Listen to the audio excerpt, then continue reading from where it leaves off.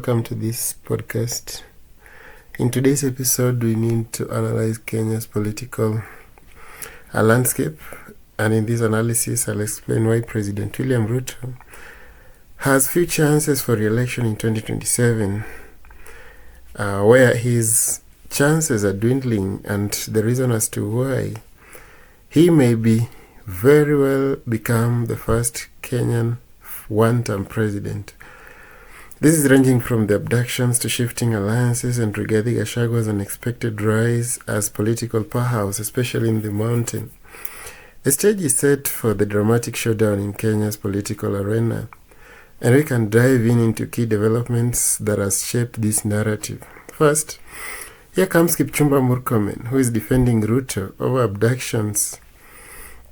And as we can see, the Interior Cabinet Secretary, Kipchumba Murkomen, whose defense of Ruto's government feels more like a stand-up routine than a serious response, despite the overwhelming evidence of abduction circulating on mainstream and social media. Murkomen insists that they don't exist. This denial not only insults the intelligence of Kenyans, but also highlights a glaring disconnect between the government and the people.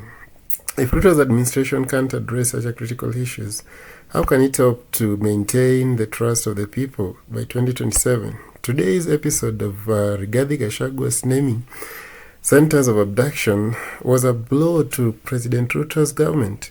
If you see Gachagua taking center stage in the explosive revelation, while Murkomen and Ruto are busy denying the abductions, Rigathi boldly names Nyati House and other centers of these operations. The throwbacks of Moi's dark days looming on Kenya's hearts, as most people try to critique this government of these abductions, which are similar to the episodes that were seen during the Moi's era. As a Kenyan, this moment is not just a critique, it really challenges the very government that promised to protect the Kenyan citizen.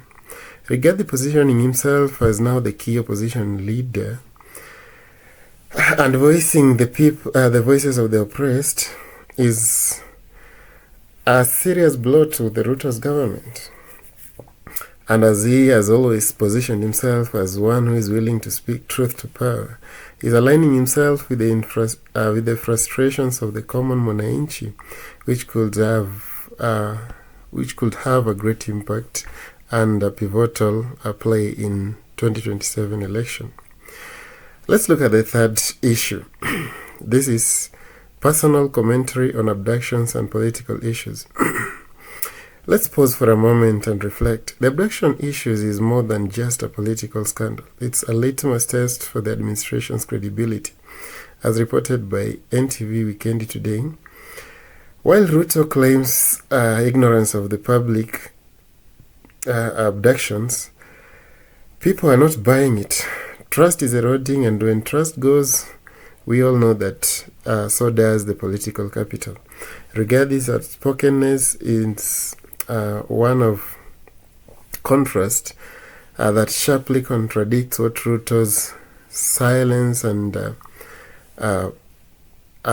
behaving like he doesn't understand, and creates a perception that the DP is more in touch with the common mwananchi than the president himself. Looking at what Raila Odinga today said, and Raila being a figure who is always known as a champion of people's rights, a figure synonymous with resistance, stepped up today to critique the president's behaviors. Raila's message was simple: stop the abductions. Even though this plea comes from someone now working with Ruto's government, Raila is trying to distance himself from Ruto's controversies while still reaping the benefits of the alliance. Or is this calculated move to remind Kenyans that it hasn't completely abandoned his roots as a defender of justice? Either way, Raila's involvement in the government complicates Ruto's narrative further. If you look at Raila's collaboration with Ruto, it seems like a masterstroke on the surface, but it risks alienating both the bases. For Ruto, this alliance undermines his hustler narrative, while Raila supporters view it as a betrayal. Neither side gains much from this partnership, and in the long run, it could do more harm than good for both the leaders. As they say, you can't serve two masters. Now, look at Rigathi Gachagua, on the other hand. Gladys Boschole revealed that Ruto had sent them to impeach Rigathi Gachagua. This is a hurdle to President Ruto, and this could really give him a political death blow. Instead, Rigathi had been turned to a hero. His steadfastness in the face of opposition sabotaged the winning hearts across the country. Rigathi is proving that he is not a survivor, he is a contender. Every attempt to undermine him only seems to strengthen his resolve and his connection with the Mwananchi. Now, look at the episode that happened today. This is another blow, or I can say it was another boost to Rigathi's popularity. Rigathi supporters stood their ground, chasing away the goons and cementing his status as the underdog hero. In a country where the electorate loves a fighter, Rigathi's star is rising so fast that Ruto has been worried. So where does this leave Ruto?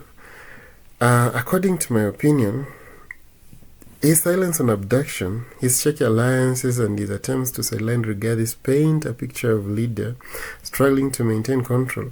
If things continue this trajectory, Ruto's path to re-election looks less like a smooth road and like a minefield. The big question is, will Ruto really adapt and regain the trust of Kenyans, or is he destined to be remembered as Kenya's first one-term president? Let us know your thoughts in the comment section, and don't forget to like, share, and subscribe for more in-depth analysis of Kenya's political landscape. Together, I believe we can keep this conversation alive and informed. Until next time, stay curious, stay critical, and stay engaged. Thank you all. Bye-bye.